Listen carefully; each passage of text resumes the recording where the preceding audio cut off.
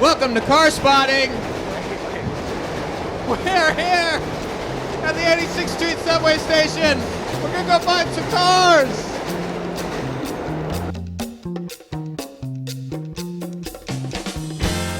All right, here we go, Carspotting. Finally, we made it. All right, once more, welcome to Carspotting. Here we are on the Upper West Side. We're at 86th Street. We're here to hunt down a very interesting vehicle, which I, in all of my years living here on the Upper West Side, have never found. But I've been hearing some good tips sent in from you, the readers, so let's figure this out. Before we get too far, there's something I want to point out. We'll point it out here because this is one of those things which... Here, let's come over here. Come over here. Come over here. We'll say this over here because fruit stand vendors and halal cart guys don't totally like being filmed too much. This fruit stand guy... truck is one of my favorites in the city because it's been done by my favorite food stand truck graffiti artist. Whew, that was a lot of work. Aaron, you're not paying any attention at all because you're staring at that KLR. 650? 850, nice. You see Urbanimal? Okay, so you take this in. This is really nice graffiti work. I actually really like it a lot. Anyway, so here it is. Yakimov Brothers. All right, let's get out of the street. Come here. All right, come on. This is another interesting building in the city. This is a full block building. This is something you see on the Upper West Side. This is sort of like a fancier neighborhood where a lot of the big old buildings are still up, where prosperous people have lived in them for the entire time that they've been up. So you've got a lot of these nice old, pre-war and post-war buildings. So this one is actually pretty well known. Let's come check it out. You can see it better from this side because it's friggin' huge. But yeah, this was from an era when it was just bigger is better. But I'll show you some sort of fun thing about them. Anyway, the reason why those graffiti trucks are graffitied is because they get graffitied one way or another. So people who've got delivery trucks get them graffitied intentionally so other people don't graffiti on top of them, especially if it's nice graffiti. So that Urbanimal guy will do full graffiti work on trucks and have it look nice rather than get totally tagged. Oh yeah, so observe this very majestic entryway stuff, and this is all for taking your carriage in or whatever. I used to live on the Upper West Side. And people would always ask me if I had seen the Upper West Side Studebaker. And the answer was, I never had.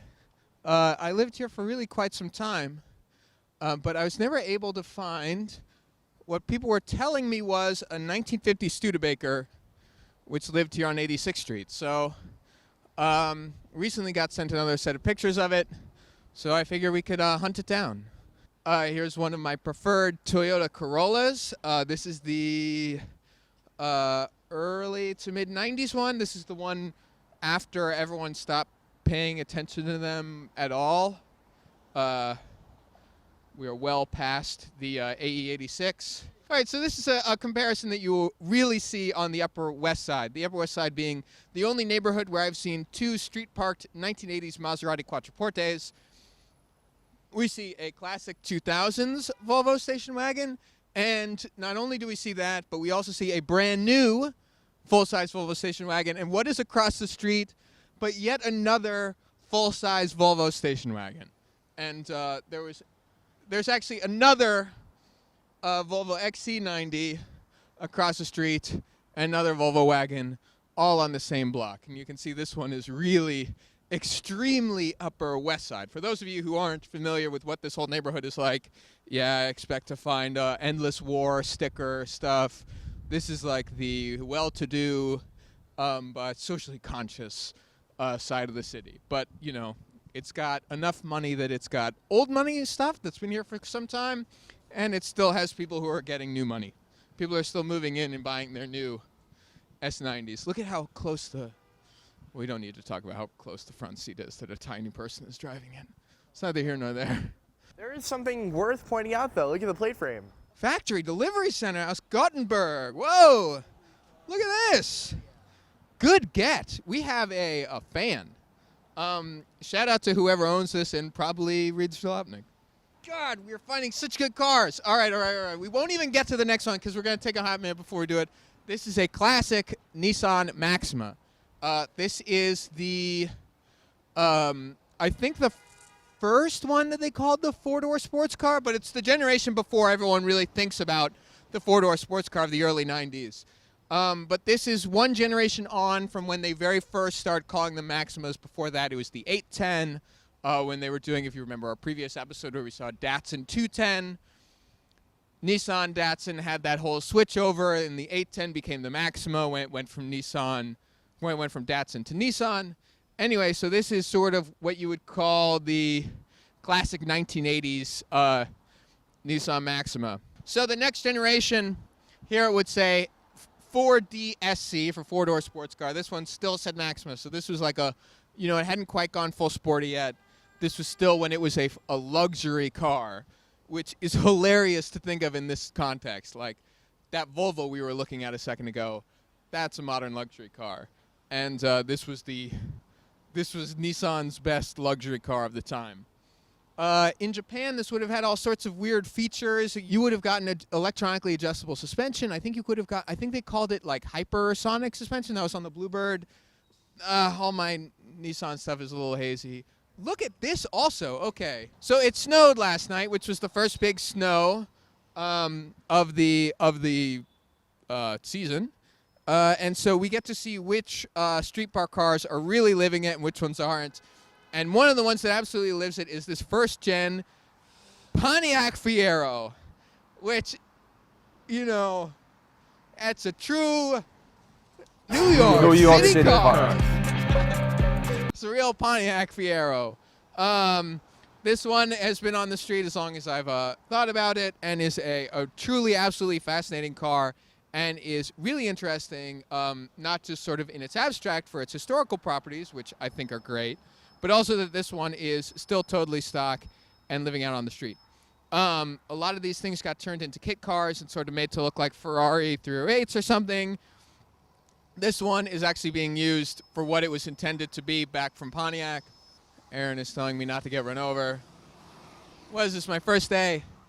But this was from a really interesting era. This is a product of the second energy crisis of 1979.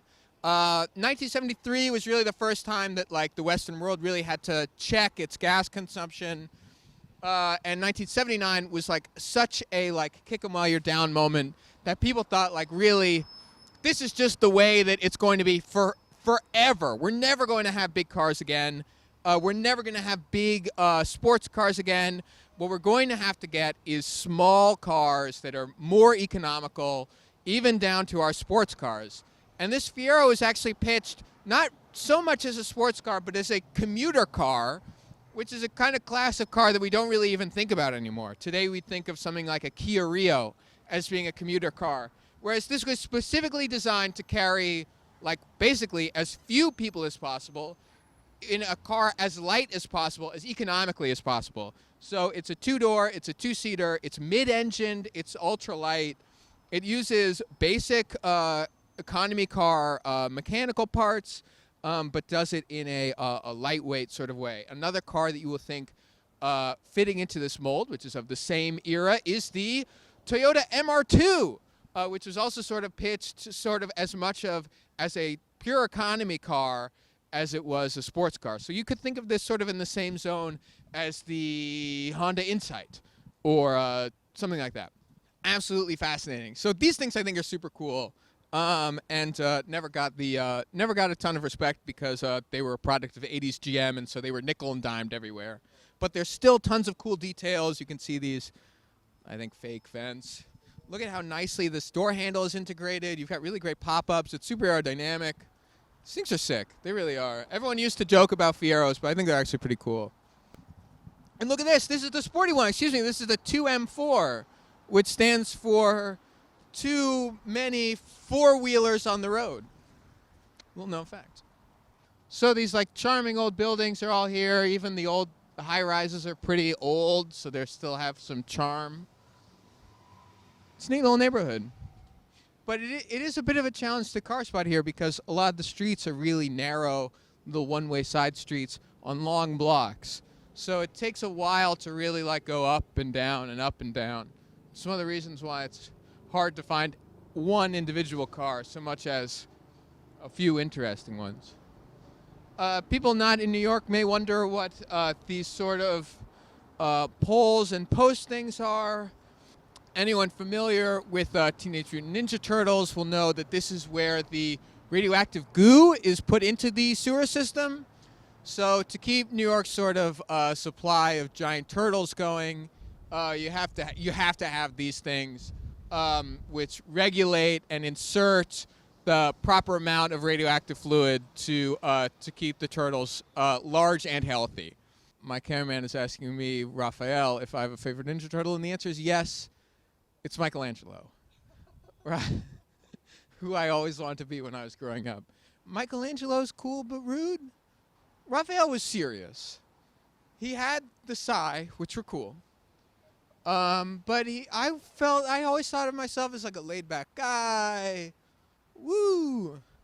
Man, we've walked all of 86th Street. No stewed. What in the... Gotcha. What is happening? I'm so distraught not finding the Studebaker. This is Central Park, which has a few old sort of streetways which cut through it, this one being 86th Street. And yeah, this is one of those sort of areas where one of the ways that you can go actually cross town. So the Upper East Side is all the way over there. Central Park, we finally made it after all these years. Now we're going down on 85th, which is some of these like cool old buildings over here. There used to be a all-wheel drive Corolla wagon which used to park over here. That's another V90, Volvo wagon. That's funny. We're very Volvo wagon heavy today. Anyway, so this is what a lot of the Upper West Side looks like. These really charming little one-way streets. See, look at this free stuff. This is like, oh yeah, we just didn't have any room for this like giant beautiful desk. So we just put it on the curb. Today is November 16th. And yesterday was the big snow. We got like a couple inches. It's rare to get that much snow this early in the season. As you'll note, a lot of the trees still have a lot of leaves. When they lose all the leaves, they can get a bunch of snow on them. When they still are so leaf heavy, they can really take a lot of snow and really break the shit out of them. And so they collapse on a bunch of cars. My car is street parked at the moment. Your car is street parked at the moment, Aaron. Do you know if a tree has fallen on your car? I cannot confirm whether that has happened, though. I will say my S2000 is the only car that I have full insurance on. Yeah, my car is also parked on the street, and I have no idea if it's been destroyed or not. Thanks for tuning in for this week's Carspotting.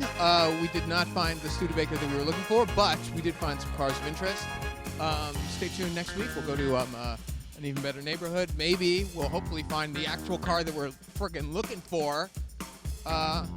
And yeah, in the interim, keep sending in tips to tips@jalopnik.com, and stay tuned for the next one. Yeah.